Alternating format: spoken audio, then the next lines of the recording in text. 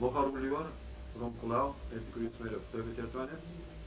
მოგესალმებით კეთილი სურვილებით. ეს მინდა წარმოგიდგინოთ თქვენს უკვე კარგად ცნობილი პოეტი სოფიკო მეგვარიშვილი, რომელიც დაიკითხავს თავის ახალ ტექსტებს.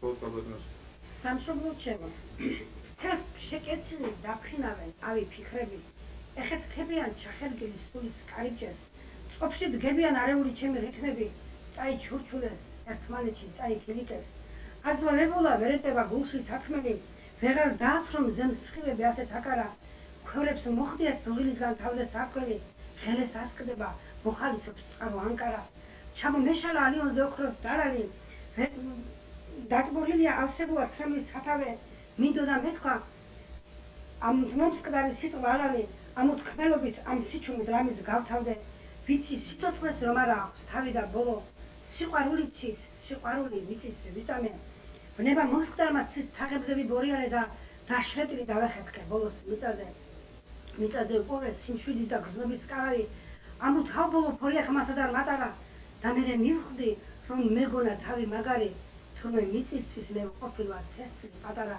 რომ კვლავ გავღივდე, აღმორჩენდე, გავიღო ვალი, ამოვიმართო, გავიზარდო, გავშალო მხრები, ვიტყვი, სათქმელი აღარა მაქვს, იყოს რაც არის, სამშობლო ჩემო, შენთვის ვიტყვი და შენთვის ვუღები.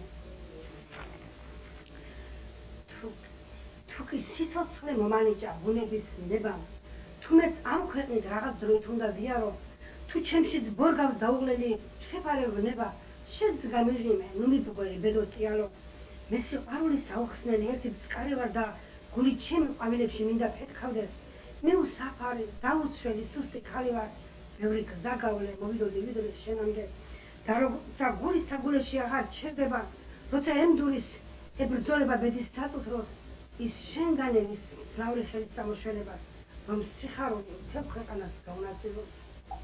პატრონატელი მაყურებლებო, მე მინდა სოფიკოს გავახსენო და მეც გავიხსენო ერთი 20 წლის წინანდელი ამბავი. ჩვენ ერთად მუშაობდით, ძალიან კარგად შეხმატებულად, ასე ხო? მინდა თქვა, რომ მაშინ, აი იმ პერიოდში 20 წლის წინ, სოფიკოს მაინც არ გამოუჟღავნებია. მალავდა ალბათ, როგორც ყველა პოეტი, ლექსებს წერდა, თურმე დიდი ხანია წერდა და არ კითხულობდა, არ გვაჩვენებდა, არ გვაცნობდა, არ გიკითხავდა. აი ამ ბოლო წლებში ამოფეთქა, ასე ვთქვათ. რატომ ბატონო ვახტანგ? რომ ოჯახში მუშაობდით და რა უნდა იქ ლექსკას? გაიგდო. შენი თითები უკრავდნენ მოცარტს. ბნერს გინათებდა ერთი სანტელი. დამარტობა სიგრძნობდი, როცა ხანეს მაცხოვრის კართან ათევდი.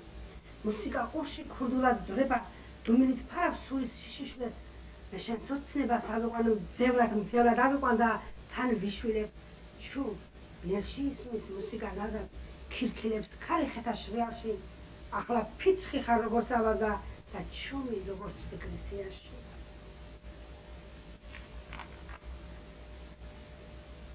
ვიდექ ხის ჩრდილში თავ დახრილი უხმოვოდინით, დათხვისფერი მონატრება თავზე მათროდა, ცას შეხიზნოდა ჩემი სევდა მძიმელოდივით, სხვა არაფერი აღარ მახსოვდა. დრო მიდიოდა, დრო უნუბოდ სწიალდა ზვარაკს, წუთის სოფერს და წარმავლობის უცნაურს რბოლას, ვიდექ მარტოკა, ვერ ვარჩევდი მტყუანს და მართალს და უშენობა აბრუნებდა სიცოცხლის ბორბალს, რა უცნაურად ჟანგისფერი იყო წყლიანი, და მონატრებას ჩემს ოცნებას დრო არაჩენდა, მაგრამ მოვიდა იმედის გზა ზღვავით განთიადი, შენ მომევლინე სიყვარულის გადასარჩენად. საბძელთან ჩურჩული გაისმა, ფრთები გაისწორა, აისმა, ალერსი გწოდნია საამო, საყვარელ ქარს უნდა ამო, სუნთქვა და ცახცახის შეერთდა, სადავე აიღე შენერთმა, შენ იყავ ქალისთვის პირველი და გული ჩიტივით გიმღერის, ტირის და თმას ხელით ისწორებს, სხენია თვალებს ვერ დისწორებს, წამოდი, ჩემი ხარ, უთხარი, ჩემს სახლში დავანთოდ ბუხარი, რამემ გადაწყვიტა ამ ერთმა, გოგონას თვალებში გათენდა.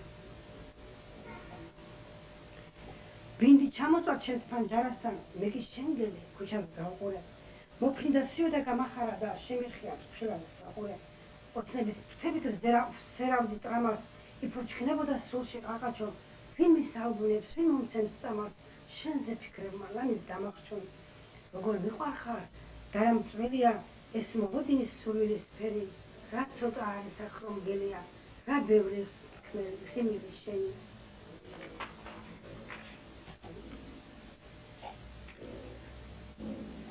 დავდივარ სველი თვალებით და მშრალი ტუჩებით, თუ არა ღვინო დღეს ნამდვილად დავიჩუტები, მოჭრილი ხევარ, მაიმედებს მხოლოდ ბახოსი, მე არასოდეს დამიკარგავს კაცის ნამუსი. ლოთი არისო, თუ იწყდნენ ჩემზე ქალები, ნუ ავიწყდებათ მათთვის ლომსად და ოჯახები, თქვენი ღიმილი გატანელი ჩემი გოლია, ნუ თუ არ იცით, კოსნავოთის მოგონილია.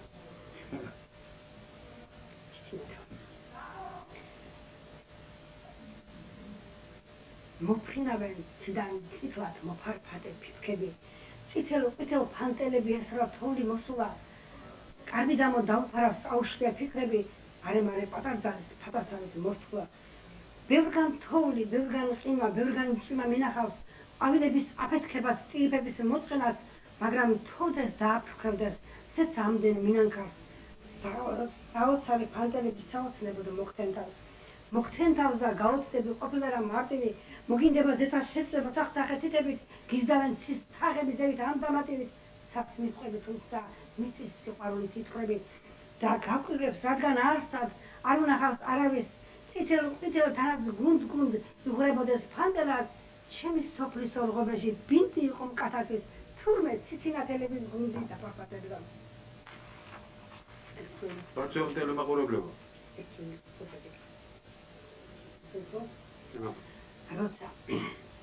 როცა იხსნება სისკრის კარები, როცა ბერმუხას ქარი აწვალებს, როცა პატარდლის მსგავს მოკრძალებით გადაღლილით და დახრის წამწამებს, შეიპარება ცის სამეფოში მთვარე და უხმობს სირგულივ ვარსკვლავებს, როცა ვერსადვერ დაგემალები და შენზე ფიქრე ღამეც მაწვალებს, როცა ირემი მთაში მყვირალი ქორბუდა რქებით ბნელგზას გაიკვლევს, როცა ბალიშზე მივესვენები, როცა კელაპტრად შენს ფიქრს დავინთებ, მერე სახლიდან გაგყარები, ზღაპარს ვამბობ წყაროს შრიგიანს, ბარათს გამატონი ნიავს და ვეტყვი რომ ჩააბაროს ვინმე შენიანს, მაინც არ მოხვალ, მაინც ვერ გნახავ და როცა ვნება შენთვის ამწყდარი, დაიწურება ვიცაც ნახელთან ვაზის მტევნები მწკრივში ჩამდგარი, მოვა ვიღაცა და შეიუდომებს, ჩემს ფიქრს აკინძულს ოქროს მძივებად, უპატრონებს და არ დაგანებებს, მერე შენ აღარ დაგეძინება.